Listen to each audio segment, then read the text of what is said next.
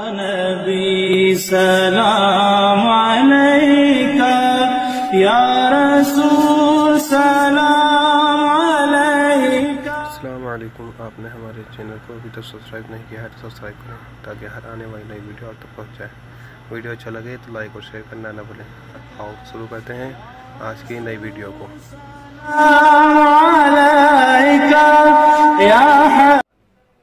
क्या अब ये भी मट्टी के पेंट हो गए तुम्हारे लिए? सुनो थानवी साहब के बारे में। ताहिर ग्याबी देवबंद के सबसे बड़े मनाजिर है। सुने क्या कहते हैं। कुरान समझना है तो देवबंद शम्स में समझना होगा। मौलाना अशरफ अली साहब थानवी से समझना होगा।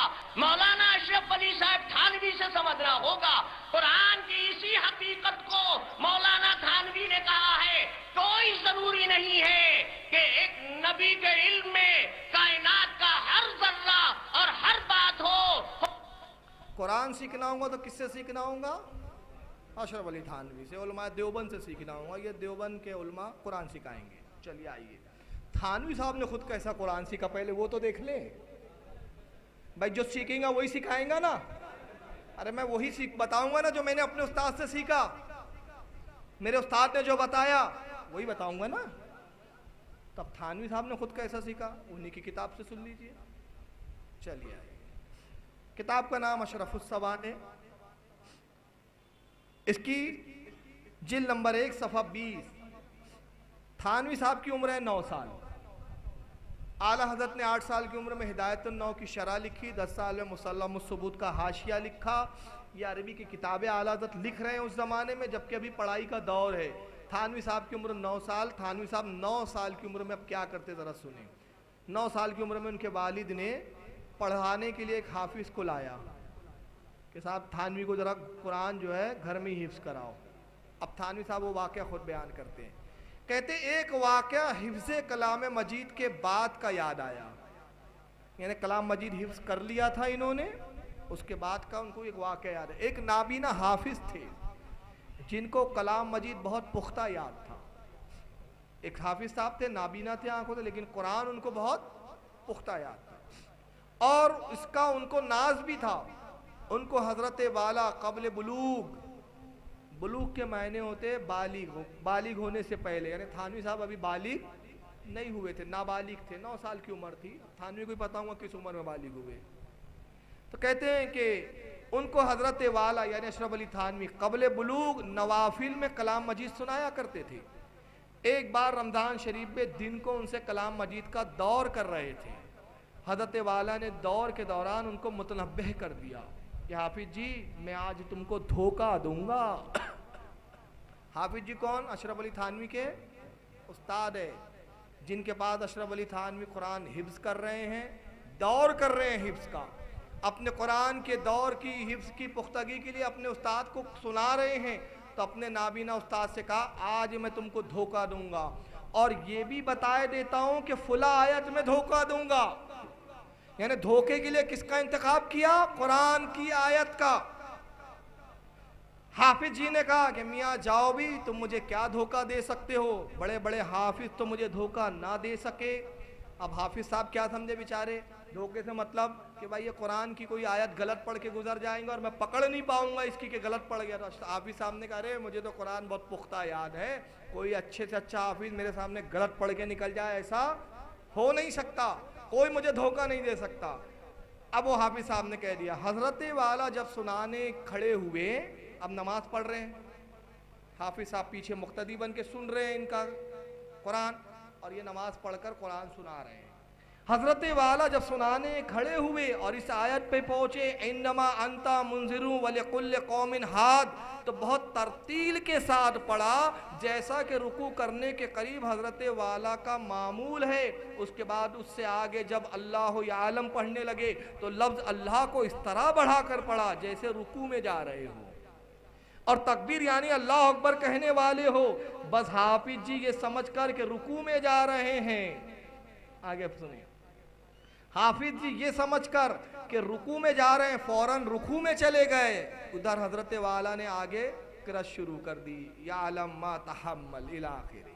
बात समझ में आई? नहीं समझ में आई, मैं समझाता हूँ। थानवी साहब पढ़ रहे और जैसी वो आयत आई अल्लाह यालम, उससे पहली की आयत तो उसको इस अंदाज में पढ़ा अल्लाहु यालम अल्लाह, तो उनको क्या लगा अल्लाहु अकबर बोलने वाले, रुकू में जाने वाले। हाफिज साहब बेचारे रुकू में गए, थानवी साहब रुकू में नहीं गए। ये धोखा दिया हाफिज साहब को उन्होंने। और जैसी हाफिज साहब रुकू में गए, हजरत वाला ने आगे किरात शुरू कर दी या आलम मा तहम्मल। अब उधर हाफिज जी तो रुकू में पहुंचे और इधर किरात शुरू हो गई। फौरन ही हाफिज जी सीधे खड़े हुए। इस पर हजरत वाला को बेख्तियार हंसी आ गई और कह मारकर हंस पड़े और हंसी से इस कदर मगलूब हुए कि नमाज तोड़कर अलग हो गए। अब आइए जरा इस पे कुछ तबसरे हो जाए। ये थानवी मुजद्दिद की हाल है इनके कि सबसे पहले तो आप ये देखें अपने उस्ताद को धोखे के लिए किस चीज़ का इंतखाब किया।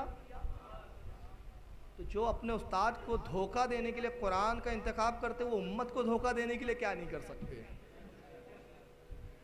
जो अल्लाह के कलाम को इस्तेमाल कर रहे हैं उस्ताद को धोखा देने के लिए। फिर दूसरा आयत का भी इंतखाब किया कि किस आयत में धोखा दिया जा सकता है। मतलब ये कि माज़अल्लाह अशरफ अली थानवी के नज़दीक इस आयत में धोखा दिया जा सकता था। तीसरा कसूर कि हाफिज साहब जब धोखे में आए, धोखा दे दिया नमाज में, अब नमाज की हालत में धोखा दिया। तो अब यहां चौथा जुर्म क्या है कि पूरा जहन और फिक्र कलाम पढ़ने में नहीं है, अल्लाह के कलाम की तरफ जहन नहीं है, बल्कि जहन कहाँ है, ये आयत आई कि मैं धोखा दूं। पूरा तसव्वुर कुरान सुनाने में नहीं, पूरा तसव्वुर नमाज पढ़ने में नहीं, पूरा तसव्वुर उस आयत के इंतजार में कि आयत आए और मैं हाफिज को धोखा दूं। पूरी नमाज में धोखे का ख्याल। फिर धोखा दिया हाफिज साहब तो धोखे में चले गए, रुकू में चले गए। थानवी साहब हंस पड़े, मतलब नमाज में ध्यान नहीं था, पूरा ध्यान क्या था पीछे। और फिर नमाज में इतना हंसते हैं, इतना लोटपोट हो जाते हैं, इतने मगलूब होते हैं कि नमाज के तकद्दुस का ख्याल नहीं। और नतीजा क्या होता है, नमाज तोड़कर थानवी साहब अलग हो जाते हैं। जो कुरान को धोखे के लिए इस्तेमाल करे, ताहिर ग्यावी साहब से पूछना चाहता हूँ, ऐसे ही थानवी साहब से कुरान सीखना पड़ेगा क्या? तो ऐसा का सीखना तुमको मुबारक, हमें ऐसे उस्ताद की ज़रूरत नहीं है। हमारा उस्ताद तो अहमद रज़ा है और उसका आलम क्या है, उसका आलम यह है कि वो धोखा नहीं देता अपने उस्तादों को, बल्कि अपने उस्तादों की गलती पर अपने उस्तादों की इस्लाह भी करता है। व मौलाना मुहम्मदिन आदद महफिल मिल्लाहि सलातम दाइमतम बिदवामिन मुल्किल्लाहि सल्लल्लाहु तआला अलैहि वसल्लम।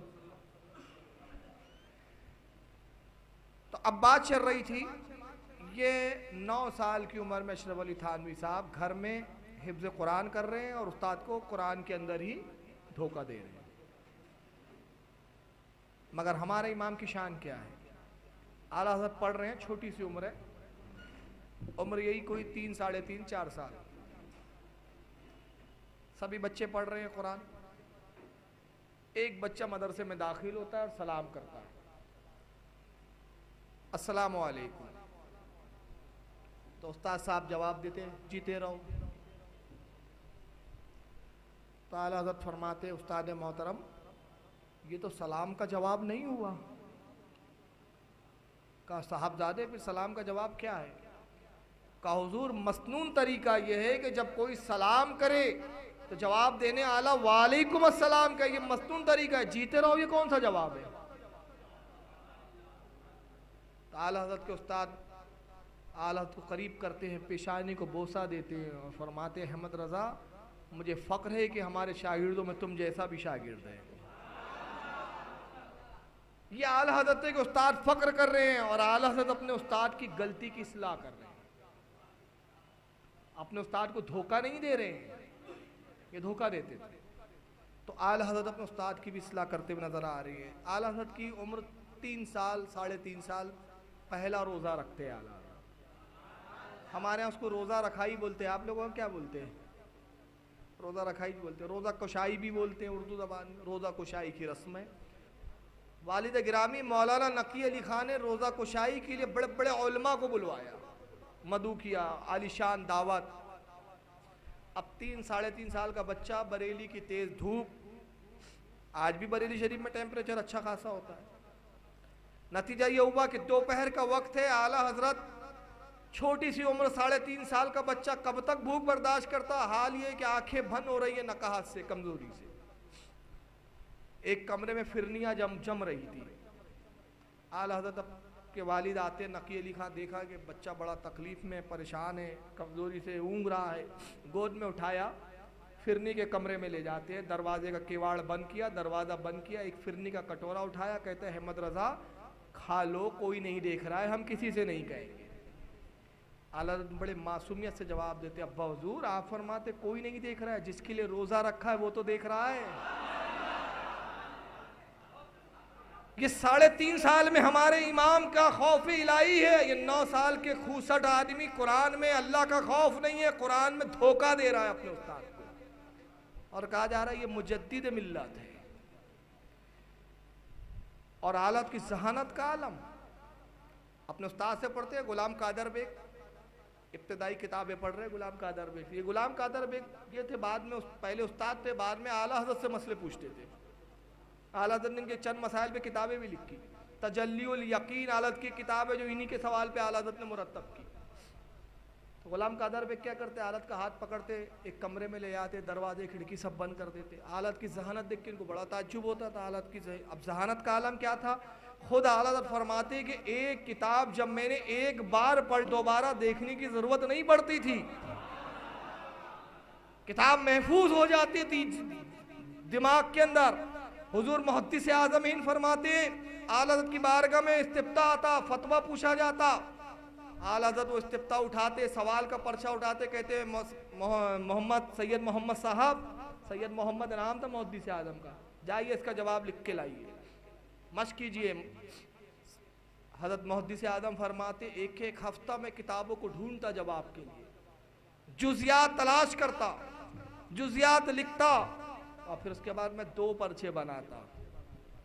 एक में सही हवाले लिखता, मसलन दुर्र मुख्तार का हवाला दिया तो लिखा दुर्र मुख्तार किताबुस सलात जिल्द नंबर 1 सफ़ा नंबर इतना, रद्दुल मोहतार जिल्द नंबर ये सफ़ा इतना, आलमगीरी जिल्द नंबर इतना, सफ़ा नंबर इतना, ये ओरिजिनल। और कहते दूसरे में मैं क्या करता, जो इबारत दुर्र मुख्तार की है लिख देता आलमगीरी, जो इबारत आलमगीरी की है लिख देता रद्दुल मोहतार, जो सफ़ा आलमगीरी का है उसको लिख देता दुर्र मुख्तार का सफ़ा, उलट पुलट हेर फेर कर देता, और वो डुप्लीकेट वाली कॉपी आला हज़रत की बारगाह में पेश करता, कहता हुजूर जवाब हाजिर है।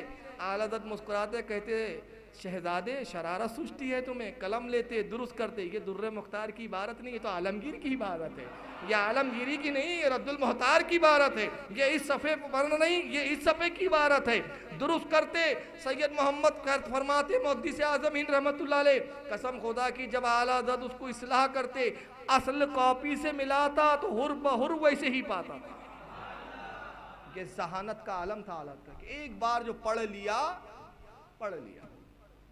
और कोई किताब पूरी नहीं पढ़ी आला हज़रत ने उस्ताद से। फरमाते मैं अपने किसी भी उस्ताद से जब कोई किताब पढ़ता तो निस्फ किताब पढ़ता, और बाकी फिर मैं खुद ही पढ़ लिया करता था। उस्ताद कहते अहमद रज़ा बाकी दर्स नहीं लोगे, बाकी सबक नहीं लोगे? आप फरमाते हुजूर अब इसके बाद आप जहाँ से चाहे पूछ लीजिए। उस्ताद पूछते, आला जवाब देते, तो वो कहते उस्ताद मोहतरम अब तुम्हें पढ़ने की ज़रूरत नहीं। ये जहानत थी। अभी गुलाम कादर बेग कैसे उस्ताद थे, ये हमेशा डाउट करते ये इंसान है कि जीन है। तो अक्सर क्या करते, ले जाते आलत को, कमरे के दरवाजे बंद कर देते, खिड़कियां बंद करते, अहमद रज़ा तुझे अल्लाह का वास्ता, रसूल का वास्ता, सच सच बता, मैं किसी से नहीं कहूँगा तू जिन है कि इंसान है। मतलब उनको हमेशा डाउट होता था ये जिनी है। आलत कहते हुजूर मैं इंसान ही, मगर रसूलुल्लाह का फजल है कि अल्लाह ने मेरा हाफजा इतना अच्छा बना दिया। ये आला हज़रत की शान थी। आला हज़रत की उम्र तकरीबन 8 या 8.5 साल है। 9 साल में हाफिज साहब को धोखा दे रहे थानवी साहब, भूलना मत, इसको याद रखना। 8 साल की उम्र में आला हज़रत के वालिद नकी अली खां क्या फरमा करते, एक इस्तिफ्ता आता है, सवाल आता है फतवे का, एक कॉपी अपने शहजादे अहमद रज़ा को दे दी, अहमद रज़ा तुम भी जवाब लिखो। एक जवाब खुद लिखते हैं। अहमद रज़ा जवाब लाए, बाप बेटों में जवाब में इख्तिलाफ, बाप का जवाब अलग है मसले के हल में और बेटे का जवाब अलग, और ये भी इब्तिदाई दौर है आला हज़रत का। तो अल्लामा नकी अली खां उस्ताद भी थे, आला हजरत के वालिद भी थे, उस्ताद भी थे। कहा अहमद रज़ा तुम तो अभी सीख रहे हो, इब्तदाई मंजिल है, हमारा फतवा सही है, हमारे फतवे से रुजू कर लो। तो आलत कहते हैं आपका शागिर्द हूँ हजरत, लेकिन फतवा सही मेरा ही है, जुज़ियात जो बयान किए गए वो मेरे ही दुरुस्त है। बहुत बहस हुई, हल नहीं निकला। तो आला हज़रत के वालिद ने कहा अच्छा ऐसा करते हैं, उलमाए रामपुर की बारगाह में दोनों जवाब भेज देते हैं। उस ज़माने में रामपुर के उलमा उस वक्त के बहुत बड़े आलिम कहलाते थे। अल्लामा इरशाद हुसैन रामपुरी उस वक्त के बहुत बड़े आलिम थे, रामपुर में वो हयात थे। आला हज़रत के वालिद भी उनके इल्म का लोहा मानते थे। रामपुर उलमा का गढ़ था, उलमा का शहर था। कहा उलमा रामपुर की तरफ भेजते हैं। चुनांचे नाना फजल हुसैन जो आला हज़रत के फूफा भी थे, बाद में आला हज़रत के ससुर भी बने।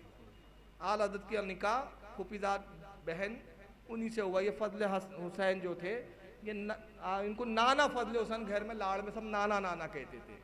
आला हज़रत के फूफा, उनके हाथ से वो दोनों जवाब रामपुर भेजे गए और कहा कि ये दोनों जवाब मतलब उनको दे दीजिए उलमाए रामपुर को, मगर ये जाहिर मत कीजिएगा कि इसमें अहमद रज़ा का कौन सा फतवा है और हमारा कौन सा फतवा है। कॉपी बनाई गई, आला हज़रत के वालिद ने अपना नाम नहीं लिखा, आला हज़रत का भी नहीं लिखा। रामपुर के उलमा की बारगाह में जब दोनों जवाब जाते हैं तो आला हज़रत के वालिद के जवाब पर एक आलिम की दस्तखत आती है और आला हज़रत के जवाब पर अल जवाब सही, उनके जवाब सही है। इतनी दस्तखतें आई, कागज़ ख़त्म हो गया था मगर दस्तखतें बाकी थी। सारे उलमा आला हज़रत के फतवे से इत्तेफाक करते और जब फतवा आता है तो आला हज़रत के वालिद की आंखों में आंसू आते। शहजादे की पेशानी को बोसा दिया, अहमद रज़ा तुम्हारा फतवा दुरुस्त है, मैं भी उसकी तस्दीक करता हूँ। अहमद रज़ा तुम मुझसे पढ़ते नहीं हो बल्कि मुझे पढ़ाते हो और सिखाते हो। ये शान थी हमारे इमाम की। आपने हमारे चैनल को अभी तक सब्सक्राइब नहीं किया है तो सब्सक्राइब करें ताकि हर आने वाली नई वीडियो आप तक पहुँच जाए और लाइक और शेयर करना ना भूलें।